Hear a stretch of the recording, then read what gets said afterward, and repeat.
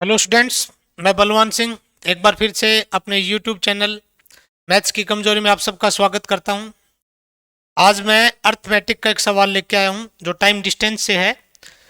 इस सवाल का सॉल्यूशन काफ़ी लंबा दिया जाता है, जबकि इसका सॉल्यूशन एक लाइन में भी नहीं होगा। मतलब इतना छोटा सॉल्यूशन है, लेकिन पता नहीं लोग क्यों इसको बड़ा बनाते हैं। सवाल है आपके सामने, एक ट्रेन अपनी से आधी लंबाई की सुरंग को 72 किलोमीटर प्रति घंटा की रफ्तार से 1 मिनट में पार करती है। तो ज्ञात करो कि अपनी से दुगनी लंबाई की शिथिल ट्रेन को अपनी 60% चाल से कितनी देर में पार करेगी। आपको ज्ञात करना है कि अपनी लंबाई से दुगनी लंबाई की शिथिल ट्रेन को अपनी 60% चाल से कितनी देर में पार करेगी। ठीक है, तो आपको टाइम निकालना है। ठीक है भाई, तो टीचर क्या करते हैं या बच्चे क्या करते हैं अमूमन तौर पे कि यहाँ पे पहले इस ट्रेन की क्या करेंगे, इस ट्रेन की लंबाई निकालेंगे, फिर सुरंग की लंबाई निकालेंगे, उसके बाद दूसरी ट्रेन की लंबाई निकालेंगे, फिर इसको स्पीड को मीटर पर सेकंड में बदलेंगे। ठीक है, मीटर पर सेकंड बदलेंगे। तो काफी लेंथी प्रोसेस है, इतना आपको कुछ करने की जरूरत नहीं है। आपको क्या करना है, देखना कि सवाल में गिवन क्या। सवाल में गिवन है कि 72 किलोमीटर की रफ्तार से 1 मिनट में पार करती किसको, सुरंग को। किस सुरंग को, जिसकी लंबाई आती है।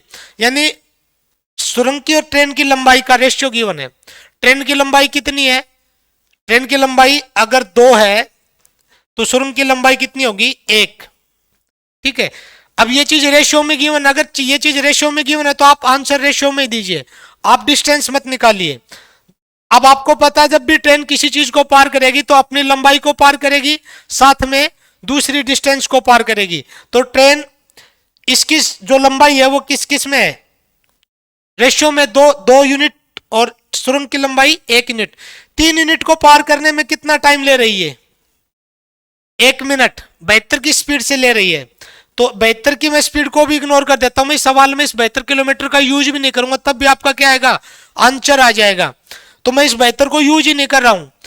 3 यूनिट को कितने टाइम में पार कर रही है, 60 सेकंड। 1 मिनट का मतलब 60 सेकंड। मैं 72 को क्यों यूज नहीं कर रहा हूं, क्योंकि मैं स्पीड को क्या कर दूंगा, कॉन्स्टेंट कर दूंगा। अब दूसरी बात, ट्रेन की स्पीड कितनी हो जाती है, 60%। 60% का मतलब होता है 3/5। यानी कि मैं इस बेहतर यूज ही नहीं कर रहा हूं, इसका यूज ही नहीं इस सवाल में कहीं। मैं क्या कर रहा हूं कि ट्रेन की पहले जो स्पीड थी 5 थी, तब वो डिस्टेंस कवर करती थी कुछ, अब 3 हो गई है। तो 3 होने पर वो कुछ डिस्टेंस कवर करेगी। पहले कितनी डिस्टेंस कवर करती थी, 3 यूनिट। 5 की स्पीड से 3 यूनिट डिस्टेंस कवर करती थी। अब इसमें क्या है कि अपनी दुगनी लंबाई की ट्रेन को, ट्रेन की लंबाई क्या है, हमने 2 मान रखी थी, और पहले सुरंग की लंबाई 1। ये ट्रेन की लंबाई थी सुरंग की। अब ट्रेन की तो वही है, लेकिन जो शिथिल ट्रेन है, जो कांस्टेंट ट्रेन है, उसकी लंबाई कितनी है, इससे दुगनी है, 4। अब 6 को पार करने में कितना टाइम लगी। तो अगर मैं स्पीड को कांस्टेंट कर दूं, ये क्या थी, पहले 5 थी, अब 3 हो गई, या 3/5। पहले कितनी थी, 5/3 थी, अब कितनी हो गई, 3/5। तो मैं स्पीड को कांस्टेंट करूंगा।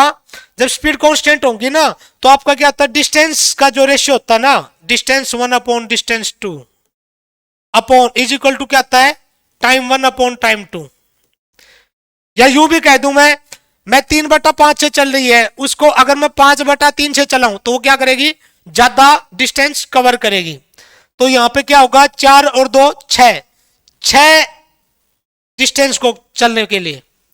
अभी 6 नहीं, अभी मैंने क्या किया, स्पीड को कांस्टेंट किया। स्पीड को कांस्टेंट करूंगा ना, बस अगर ये ट्रेन अब 60% से चल रही है, 60% से ना चलेगी तो इसकी स्पीड क्या होगी, ज्यादा होगी। ज्यादा होगी तो ये इतनी डिस्टेंस कवर नहीं करेगी, ये क्या करेगी, ज्यादा करेगी। कितनी ज्यादा करेगी, 3/5 हुई थी ना, इसका 5/3, 5 दूनी 10,